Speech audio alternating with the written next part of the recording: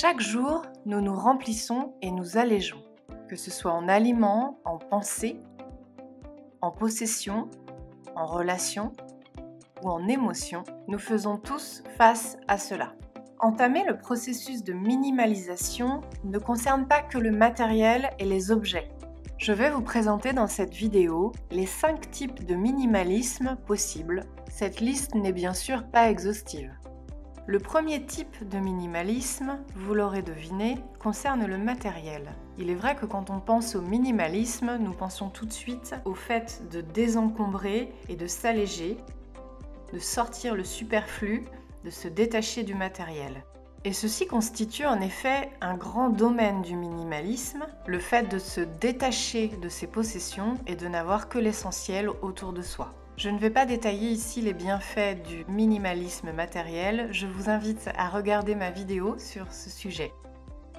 Maintenant, il est vrai que le minimalisme concernant les objets et les possessions peut nous amener à un autre type de minimalisme et à un bien-être quotidien. Mais le fait de ranger ses affaires et de se débarrasser du superflu n'est pas l'essentiel. Il peut être intéressant de réfléchir à pourquoi on veut une vie plus simple et pas juste se lancer dans un grand ménage inconscient. Les étapes les plus importantes pour adhérer au minimalisme consistent à comprendre profondément pourquoi l'on veut vivre une vie plus simple et pourquoi nous cherchons à nous débarrasser de certains objets et à ne vivre qu'avec l'essentiel. Le minimalisme matériel est un processus à entamer qui aide énormément, mais qui n'est pas l'unique voie et qui est une méthode. Ce n'est pas un but en lui-même.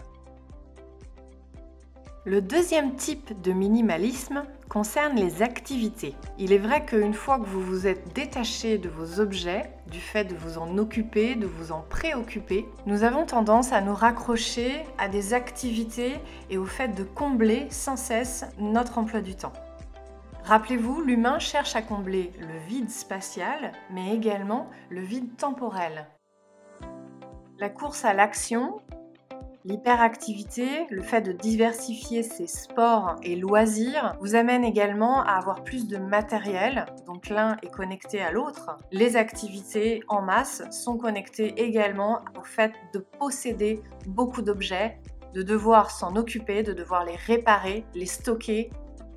Pour ma part, le fait d'avoir réduit mes activités et allégé mon emploi du temps m'a permis d'éviter cette fuite en avant.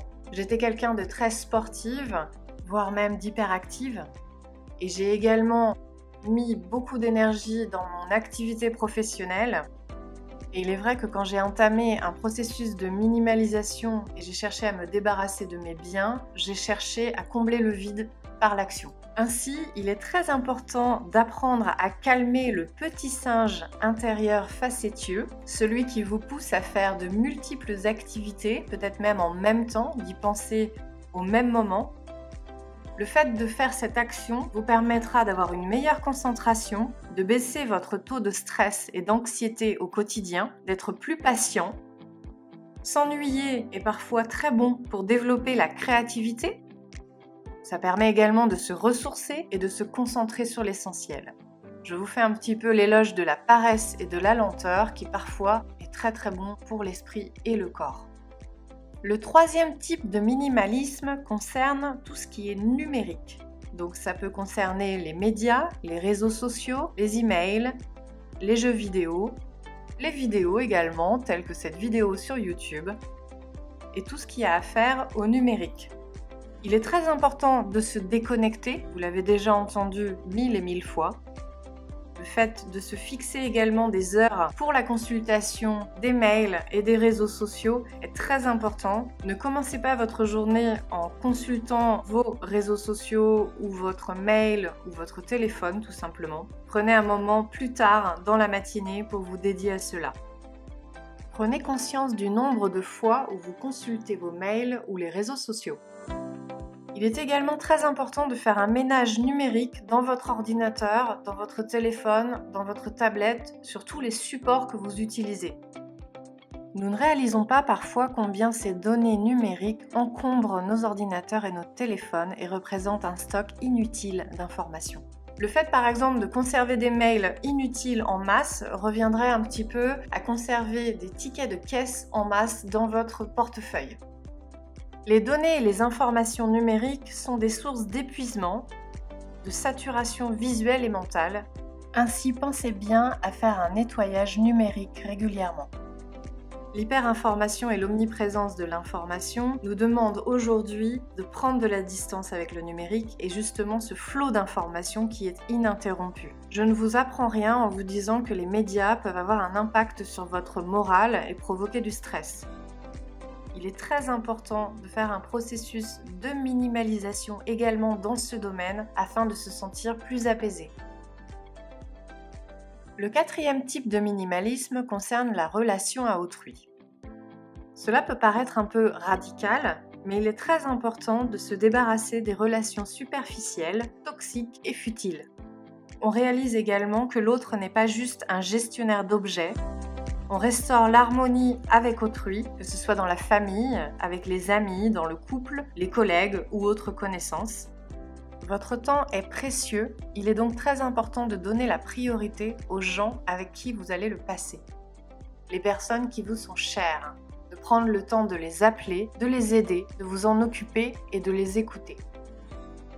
Le dernier type de minimalisme concerne les émotions. Cela peut concerner vos réactions, vos justifications. Ne passez pas par exemple votre temps à justifier chacun de vos actes. C'est du temps perdu et une source de stress inutile. Car ceux et celles qui vous aiment vous respectent tel que vous êtes. Ne vous mettez pas de pression sociale et de pression émotionnelle. Pratiquez la liberté personnelle pour une meilleure gestion des émotions. Établissez des limites avec vous-même et les autres de façon diplomatique.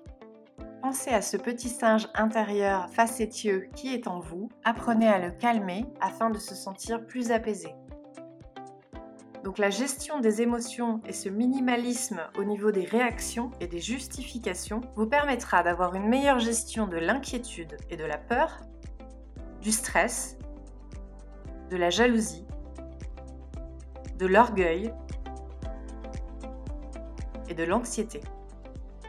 Cela permet de clarifier ses idées, de développer encore une fois la créativité. Vous aurez ainsi une diminution de vos inquiétudes sur l'avenir et il est de toute façon impossible de prévoir le futur. Je vous ai proposé ici dans cette vidéo 5 types de minimalisme qui va du plus matériel au plus spirituel. Lorsqu'on fait un processus de minimalisation matérielle, vous vous rendez compte que les différents domaines de minimalisme ont un impact sur les autres. Ils sont tous connectés.